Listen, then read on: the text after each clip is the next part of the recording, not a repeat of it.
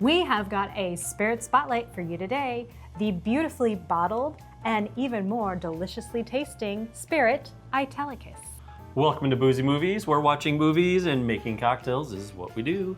We're gonna impart some knowledge on you about the bottle, but we're gonna make two cocktails, and our first one is going to be the Peach Bergamote Spritz, which is delicious, refreshing, crisp, perfect for spring and summer. Beautiful. Our second cocktail is inspired by the movie The Godfather, and it is called the Consigliere. It is spirited, it is deep, and it is perfect for fall and winter. Long before Aperol Spritzes became famous, and before even Negronis were on every cocktail menu, Italian nobility enjoyed a spirit called Rosolio. Often referred to as the drink of kings, Rosolio was a delicate floral aperitivo that was enjoyed throughout Italy in the 18th century. It eventually faded away into history as new bitter aperitivo became fashionable. But in 2016, a bartender and spirits expert, Giuseppe Gallo, decided to give this old tradition another chance. He drew inspiration from old family recipes and classic Rosolio traditions, and he created Italicus. This is a modern interpretation based around Italy's most prized citrus, the Calabrian bergamot fruit. So rather than going with the old Rosolio, he decided to reinvent it. Now we are gonna do a tasting here in just a second, but before we do that, we gotta look at this beautiful bottle. It has this vibrant blue color, right? Kind of like the Italian, the Mediterranean coast. Oh yeah. And then it even has like these, I don't know, these ribs, and they're kind of like columns. And I think some people even think they're like the columns from the Roman Colosseum. Yes, I believe that is the case. Even the stopper has some symbolism. It has on there a little man, which the very front face is actually Bacchus, who is the god of wine.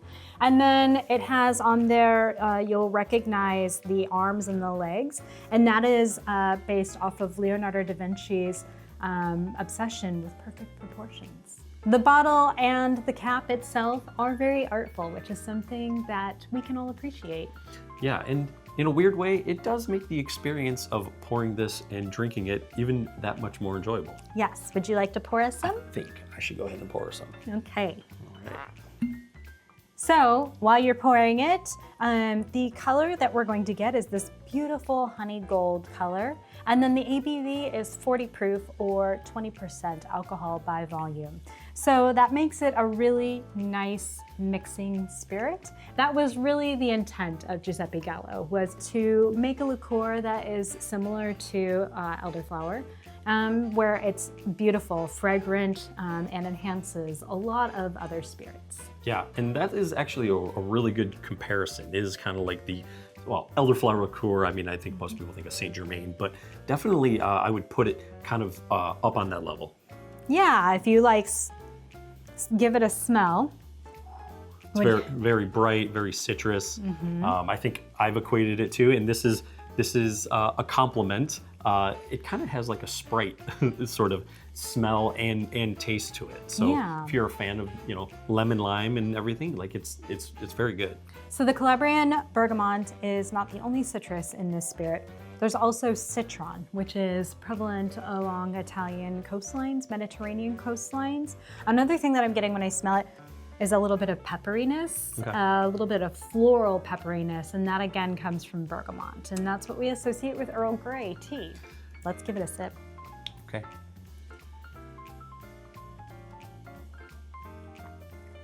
What do you think of it on its own?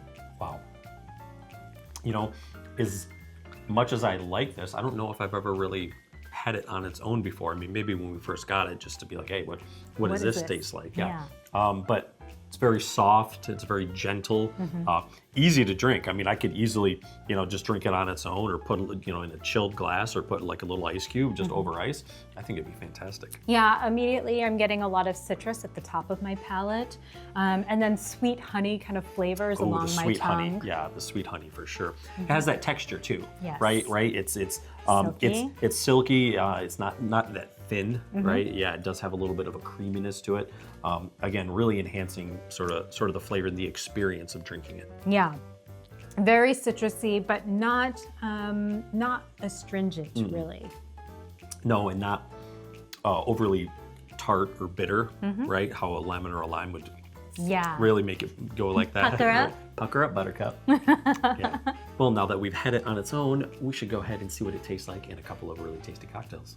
The first cocktail that we're gonna make is great for spring and summer. It's the Peach Bergamote Spritz. In a large white wine goblet, combine 2 ounces of Italicus, 3 ounces peach semi-sweet wine, 1/8 of an ounce Campari, and 1 ounce club soda. Top with pebble ice, and garnish with a peach wedge. And ready for spring or summer, we have the Peach Bergamote Spritz. Ooh.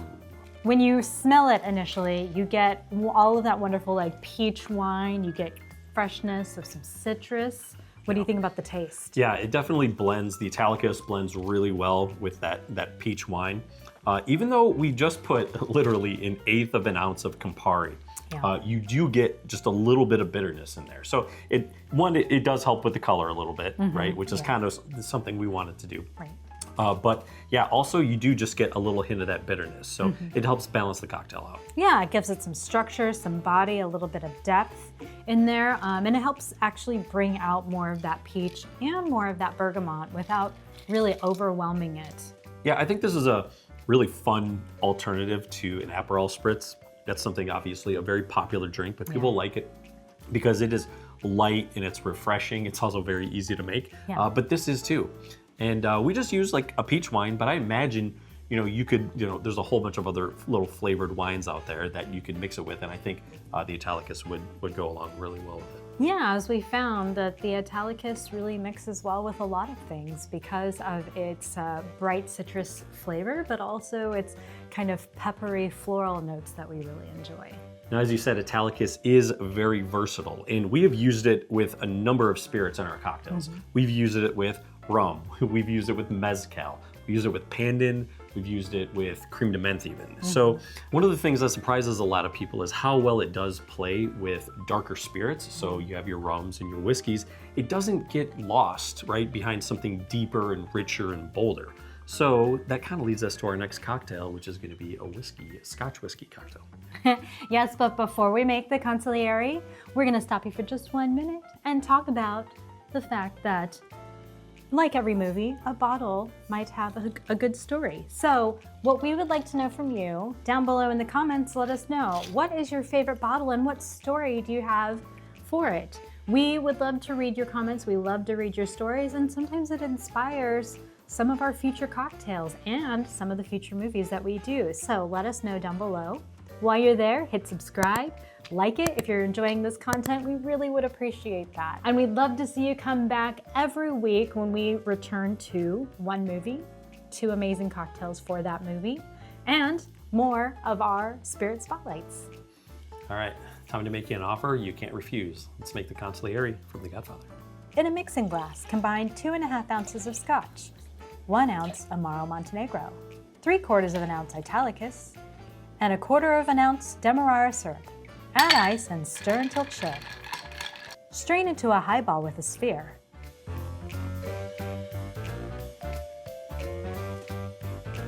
Espresso lemon peel over top.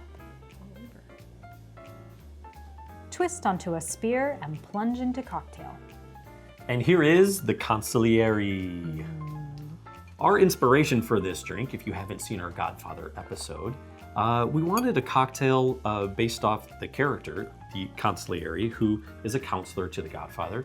And we kind of wanted to base it off of his office, which is dark and it kind of has these leathery notes, right? You can imagine sitting in a big leather chair and he's got this huge wooden desk and shelves and walls and everything. And you just kind of get that feel. So we were trying to capture that in a cocktail.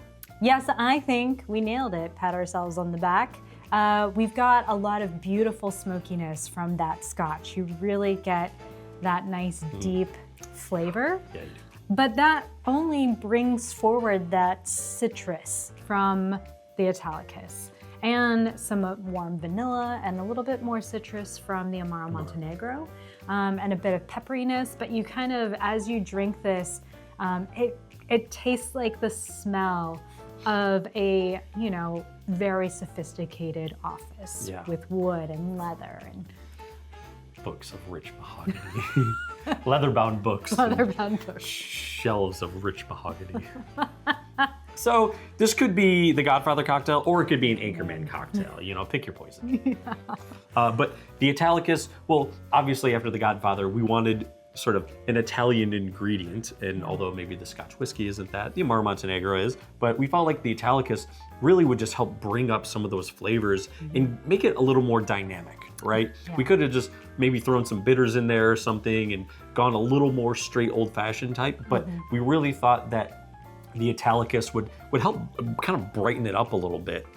Brighten it up and also add some depth with that, a little bit of floral from, again, that bergamot citrus. You've got like a really beautiful span of flavor from those smoky, deep, delicious notes to that bright and floral character. And that's one thing that we really love about Italicus is it's going up against, in this cocktail, 2.5 ounces of Scotch and 1 ounce of Amaro Montenegro. I mean, those are some big, heavy spirits full of lots of flavor, and this doesn't get lost. No. Right? No. It just helps. Not only can you still pick out the Italicus, it helps enhance the other flavors as well. It really does elevate the other flavors. So that brings up one of my most favorite things about Italicus is that it doesn't really demand to be the most important ingredient in a cocktail, but it does elevate everything around it. It's really wonderful in this warm fall, winter type cocktail that you could really cozy up to, or sunshine in a glass. Help you bring that one back in. Oh, yes. So we've got 2 amazing cocktails in here, beautiful flavors. Bright, citrus, summery, has you thinking about the coast of the Mediterranean, all the way to warm, cozy, makes you think about a really warm, sophisticated, and deep office, right? Just want to curl up on the couch with a blanket and a book. Yes, so 2 of our favorite cocktails, 1 amazing bottle. We hope that you pick up a bottle yourself.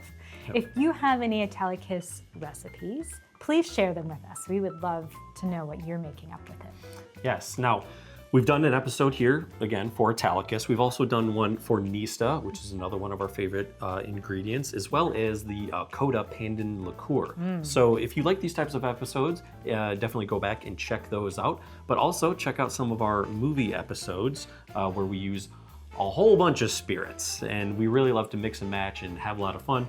In the description below, I'll definitely link to some other episodes where we utilize Italicus. Yes. But we recommend picking up a bottle and come back next week. Give us a like and subscribe, because we're gonna have probably 2 more cocktails for 1 more great movie. Yes, can't wait to see you next week. All right, see you next week. Cheers. Cheers.